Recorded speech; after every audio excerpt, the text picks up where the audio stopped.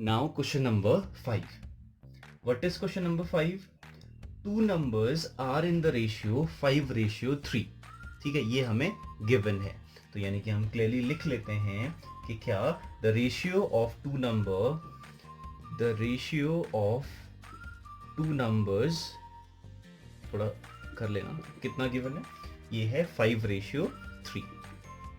Question number 5 is the ratio of two number equals to 5:3 हमें given है. कभी भी याद रखना, if the ratio is given तो हम नंबर्स को एज्यूम कर सकते हैं, भले ही वो टू नंबर्स हो और मोर. ठीक है, कैसे एज्यूम करते हैं, फिर भी एक बार ध्यान से देखो. अगर मैं बात करूं, कोई नंबर है 20:15, कोई नंबर है 20:15. अब ये क्वेश्चन नहीं है, एग्जाम्पल है केवल. ठीक है, कोई नंबर है 20:15. अगर मैं इसको थोड़ा स्टैंडर्ड फॉर्म में लिखूं तो मुझे क्या कोई नंबर है जो दोनों को डिवाइड कर सकता है? Yes, divided by 5. इसको मैं 5 से डिवाइड कर सकता हूँ. 5 4 20, 5 3 ठीक है, 5 4 20 एंड 5 3 15. तो यानी कि नंबर्स क्या थे? 20 और 15. उनका रेशियो क्या आया स्टैंडर्ड फॉर्म में? 4:3 आया हुआ है. ठीक है, अब देखो क्या, अब अगर तुम्हें ये मालूम नहीं होता, ये रेशियो मालूम होता, तो तुम क्या कहते? वो नंबर क्या है? Let the number is equal to 4 तो नहीं होता, क्योंकि ओरिजिनल नंबर तो 20 है. तो 4 के साथ साथ कुछ ना कुछ एक ऐसा टर्म है जो इसके साथ क्या होने वाला है? मल्टीप्लाई होने वाला है. तब मैं क्या कहने वाला हूँ इस नंबर को? 4x. और दूसरे नंबर को क्या सपोज करने वाला हूँ मैं? 3 है, लेकिन ओरिजिनल नंबर 3 तो था नहीं, वो तो 15 था. तो यानी कि 3 के साथ भी कुछ ना कुछ क्या होने वाला है? मल्टीप्लाई होने वाला है. और वो क्या नंबर है जिससे हमने डिवाइड किया था? 5. तो यानी कि अगर x की वैल्यू क्या है अपने आप पे? 5 है. 5 4 20, 5 3 15. यानी कि अब समझ में आए x क्यों सपोज करते हैं? क्योंकि शॉर्टेस्ट फॉर्म में कन्वर्ट करने के लिए हमने किसी ना किसी नंबर से क्या किया होगा? डिवाइड किया होगा. तो ओरिजिनल फॉर्म में लाने के लिए हमें किसी ना किसी नंबर से क्या करना है? मल्टीप्लाई करना है. तो वही नंबर हमें ढूंढना है कि हमें किस से मल्टीप्लाई करना है. और जब तक हमें वो नंबर नहीं मालूम है तब तक हम उसे कुछ ना कुछ वेरिएबल सपोज करेंगे, अननोन वेरिएबल जैसे x. तो वैसे ही तब मैं क्या करने वाला हूं? Let the first number is equal to कितना लिखने वाला हूं? 5x. इन शॉर्ट तुम्हें केवल ये ध्यान रखना है, the ratio of two number अगर 5:3 गिवन है तो फर्स्ट नंबर कितना होगा? 5x and the second number is what? 3x. अगर इस सिचुएशन में अगर तुम पहुंच जाते हो, फिर आगे बढ़ते हैं. ठीक है, इतना इस चीज का तो हम इतना ही कुछ कर सकते हैं. फिर अगर आगे बढ़ते हो क्वेश्चन नंबर 5 एक्सरसाइज 2.2 को, तो हमारे पास क्या है? If they differ the numbers अपने आप में क्या है? डिफर है. They are differ, the numbers are differ क्या है? Numbers are differ by 18. Numbers क्या है?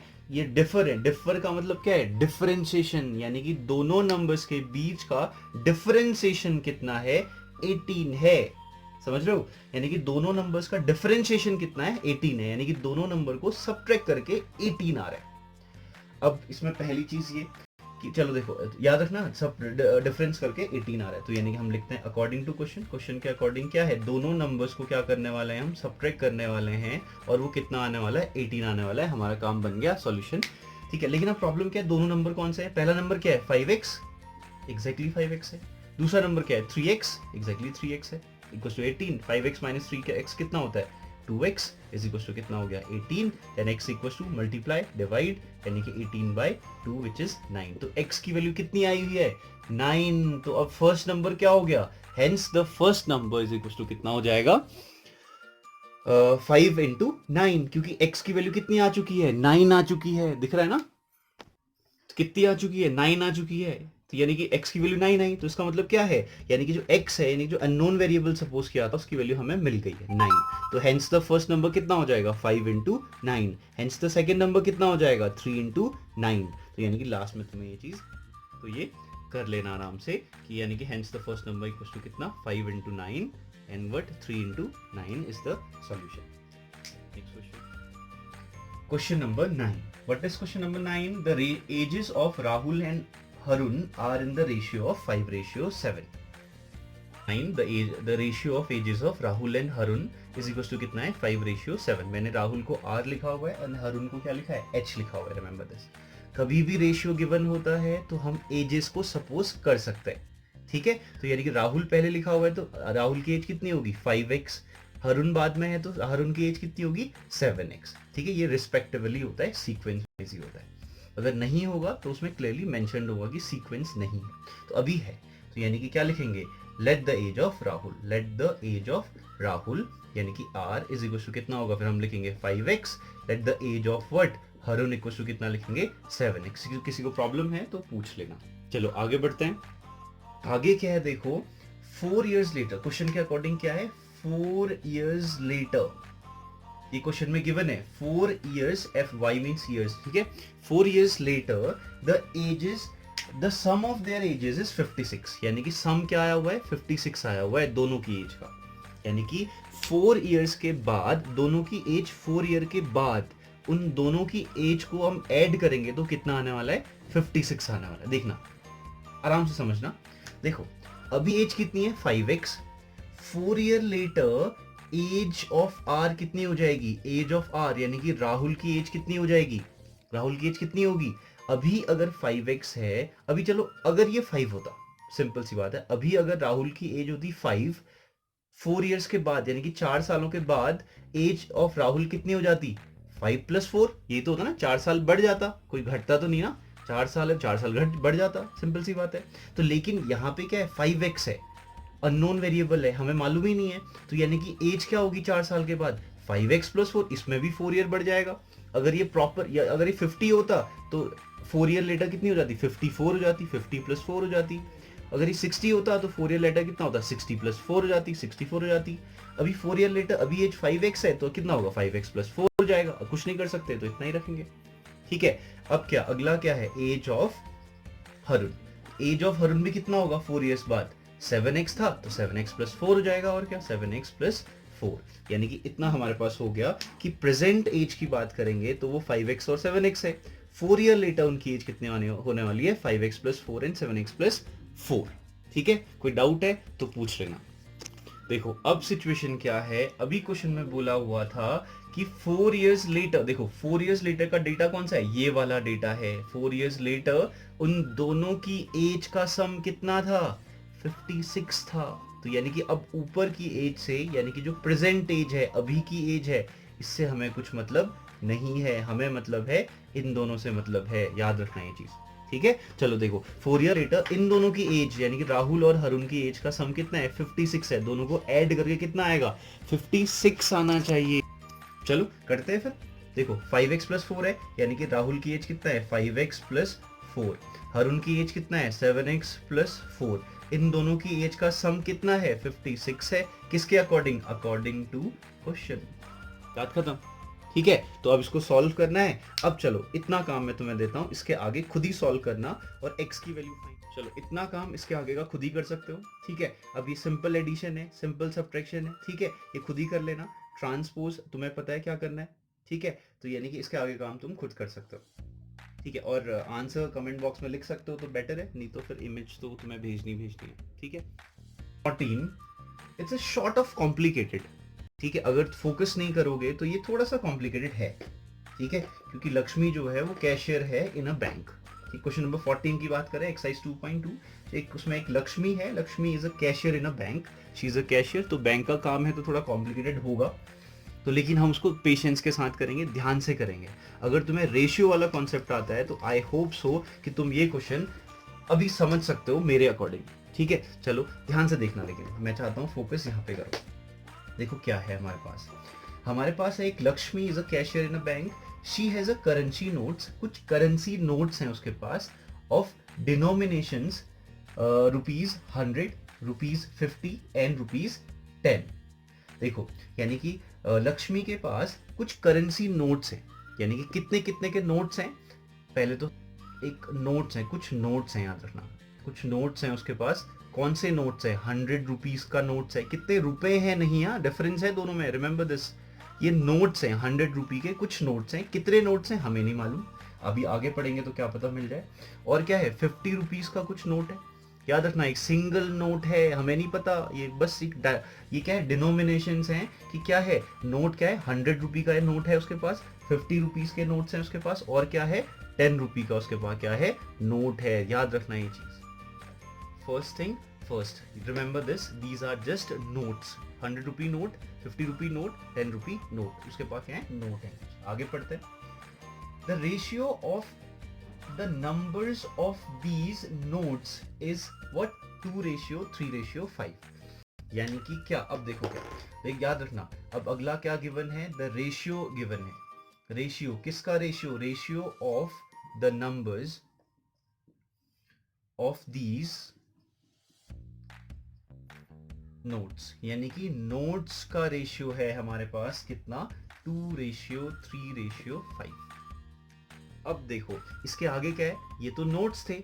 अब क्या दे रखा है? उसके पास 100 रुपीज का कितने नोट्स हैं नहीं मालूम है, लेकिन रेशियो जरूर मालूम है. यानी कि अगर उसके पास टोटल 5, 6, 7, 8, 9, 10 केवल 10 रुपीज होते, सॉरी 10 नोट्स होते टोटल, 100 का, 50 का, 10 का, 10 नोट्स होते, तब मैं कहता 2 नोट्स किसके हैं? 100 के हैं. 3 नोट्स किसके हैं? 50 रुपीज के हैं. 5 नोट्स किसके हैं? 10 रुपीज के हैं. लेकिन 10 ही नोट्स नहीं है, ये केवल क्या है? रेशियो है. रेशियो क्या होता है? शॉर्टेस्ट फॉर्म में होता है. और अगर शॉर्टेस्ट फॉर्म में होता है तो what we know about this, that what हम सपोज करते हैं कि 100 रुपी का नोट कितने होंगे उसके पास? 2x होंगे. और क्या 50 रुपीज के नोट उसके पास कितने होंगे? 3x होंगे. और हर 10 रुपीज के नोट्स कितने होंगे? 5x होंगे. हम यही तो सपोज करेंगे. तो यानी कि हम लिखेंगे यहाँ पे, तो क्या लिखेंगे हम? ये चीज लिखेंगे. The number of 100 rupee note equal to कितने हो गए? 2x है. हमें x ही फाइंड करना है, number of notes he find करना है हमें. Remember this. ठीक है. देखो 100 रुपीज के उसके बाद कितने नोट हैं? 2x नोट्स हैं. 50 रुपीज के उसके बाद कितने नोट हैं? 3x नोट्स हैं. 10 रुपीज के उसके बाद कितने नोट्स हैं? 5x नोट्स हैं. तो यानी कि अगर हम बात करें नंबर ऑफ नोट्स की बात करें, नोट 100 रुपीज के कितने नोट्स हैं उसके पास? 2x हैं. याद रखना ये चीज. ठीक है. तो हम यहाँ पे लिख लेते हैं कि क्या?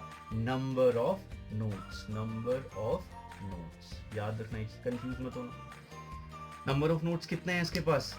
100 के कितने हैं? 2x हैं. तो हम यहाँ पे लिखते हैं 2x.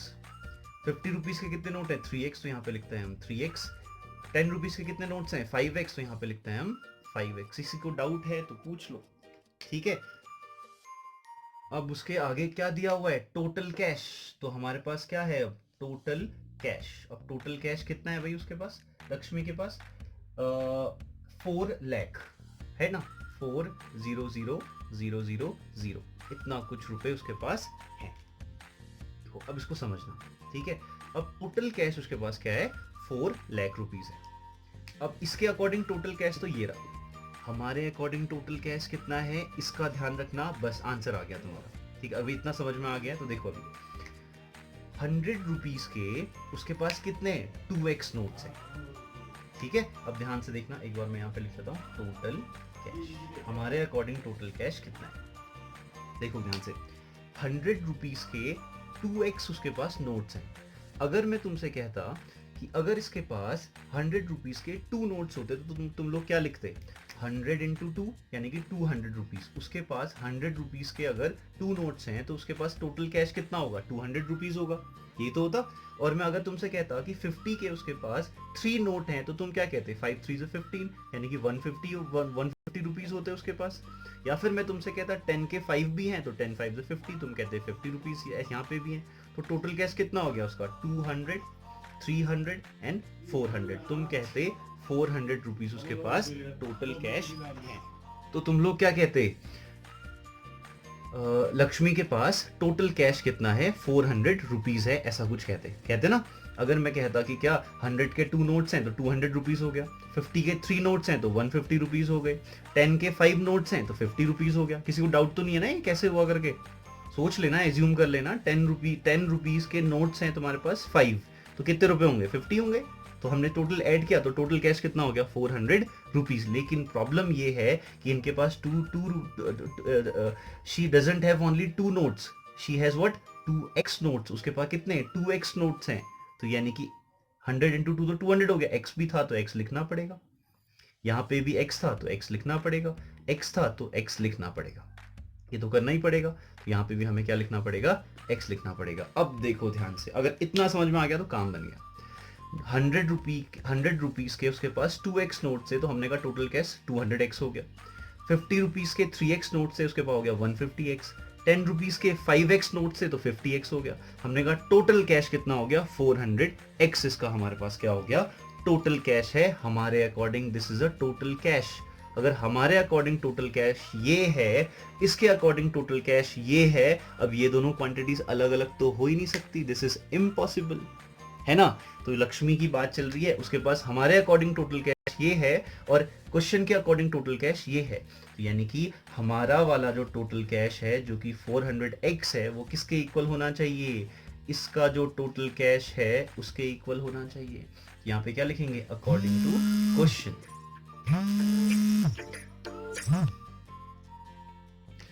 तो यहाँ पे क्या लिखेंगे अकॉर्डिंग टू क्वेश्चन। क्वेश्चन के अकॉर्डिंग बोला हुआ है, ये हमारे अकॉर्डिंग आया हुआ था 400x, ये क्या है टोटल कैश है और इसका टोटल कैश कितना है 4 लाख रुपीज। तो यानी कि हमारा और इसका इक्वल ही तो होगा। क्यों होगा इक्वल, क्योंकि हम लक्ष्मी की बात कर रहे हैं, लक्ष्मी के बैंक के पैसे की बात कर रहे हैं। लक्ष्मी के बैंक में हमारे अकॉर्डिंग 400x रुपीज है, क्वेश्चन के अकॉर्डिंग 4 लाख रुपीज है, तो दोनों आपस में क्वांटिटीज इक्वल होंगी। अगर ये दोनों क्वांटिटीज इक्वल हैं, now we can find it out what is the value of x। Multiply में है कहाँ जाएगा डिवाइड में जाएगा, यानी कि 4 1 2 3 4 5 अपॉन 4 1 2, तो 1 से 1 कैंसिल, 4 1 जा 4, क्या बचेगा 1 0 0 0 0 0 0 rupees, sorry not rupees, x, this is the value of x, what 1000, x equal to कितना आ गया 1000। तो अगर x की वैल्यू 1000 है, now we can say hence the number of notes of what 100 rupees is equal to what 2 into x, what is the value of x 1000, यानी कि उसके पास क्या है 2000 100 रुपीज के नोट्स हैं। Next is what hence the number of notes of 50 rupees is equal to क्या लिखोगे 3 into 1000, यानी कि 3000 किसके नोट्स हैं उसके पास 50 रुपीज के नोट्स हैं। वैसे क्या 5x यानी कि x 5000 10 रुपीज के उसके पास क्या है नोट्स हैं, और टोटल मिला के कितने हैं उसके पास 4 लाख रुपीज है। तो ये क्वेश्चन थोड़ा सा कॉम्प्लिकेटेड था, ध्यान से समझोगे तो आई ट्राइड माई बेस्ट, ठीक है। तो इसके बाद भी अगर कोई प्रॉब्लम होती है तो you can ask me personally.